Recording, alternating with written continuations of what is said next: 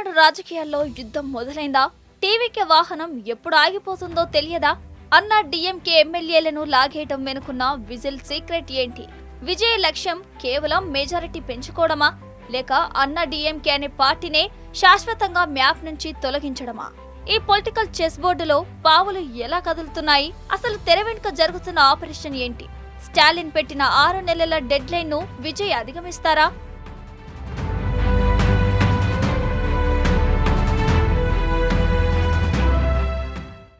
తమిళనాడు రాజకీయాలు ఇప్పుడు ఒక ఊహించని మలుపు తిరుగుతున్నాయి. విజిల్ మోతతో సౌత్ ను షేక్ చేస్తున్న సీఎం జోసెఫ్ విజయ్ తన పవర్ గేమ్ మొదలు పెట్టేశారు. మరోవైపు డీఎంకే అధినేత ఎంకే స్టాలిన్ కూడా ఊపిరి పీల్చుకొనివ్వటం లేదు.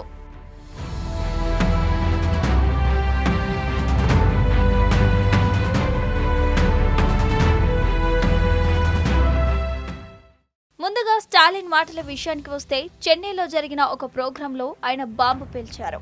ఈ ప్రభుత్వం ఎంతో కాలం నిలవదు, మరో 3 లేదా 6 నెలల్లోనే ఎప్పుడైనా ఎన్నికలు రావచ్చు అని హెచ్చరించారు. కరెంట్ గవర్నమెంట్ ను ఆయన ఒక బలహీనమైన మైనారిటీ ప్రభుత్వంగా అభివర్ణించారు. టీవీకే సొంతంగా 118 మార్కును అందుకోలేదని, కొన్ని పార్టీల మద్దతుతో నడుస్తున్న ఈ వెహికల్ ఎప్పుడు ఆగిపోతుందో తెలియదని ఎద్దేవా చేశారు. అంటే స్టాలిన్ ఎప్పుడో అలర్ట్ అయ్యారు, క్యాడర్ను కూడా సిద్ధం చేస్తున్నారు.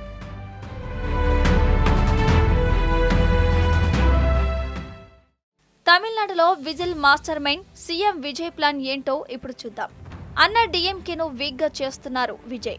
తాజాగా కరూల్ ఎమ్మెల్యే మాజీ మంత్రి ఎంఆర్ విజయభాస్కర్ రాజీనామా చేయడం రాష్ట్ర వ్యాప్తంగా పెద్ద కలకలం రేపిందే. కానీ ఇది ఏదో ఆకస్మికంగా జరిగింది కాదు. ఇది విజయ్ పక్కా పొలిటికల్ స్కెచ్. ఒకేసారి అందరితో కాకుండా ప్లాన్ ప్రకారం ఒకరి తర్వాత ఒకరిని బయటకు పంపుతూ అన్నా డీఎంకేను మానసికంగా దెబ్బతీస్తున్నారు.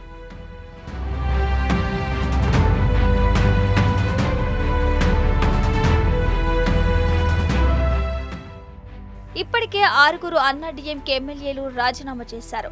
తిరుచి ఈస్ట్ తో కలిపి మొత్తంగా 7 స్థానాలు ఖాళీ అయ్యాయి. ఇక్కడ విజయ్ మైండ్ గేమ్ ఏంటో తెలుసా? సపోర్ట్ పార్టీల మీద ఆధారపడకుండా తన సొంత పార్టీ గుర్తు మీద మరో 15 నుంచి 20 మందిని గెలిపించుకొని అసెంబ్లీలో తిరుగులేని మెజారిటీని సొంతం చేసుకోవాలని చూస్తున్నారు. అన్నా డీఎంకే తిరుగుబాటు ఎమ్మెల్యేలను రాజీనామా చేయించి వాళ్లను తన పార్టీ గుర్తుపై ఉప ఎన్నికల బరిలోకి దింపడమే ఈ వ్యూహం.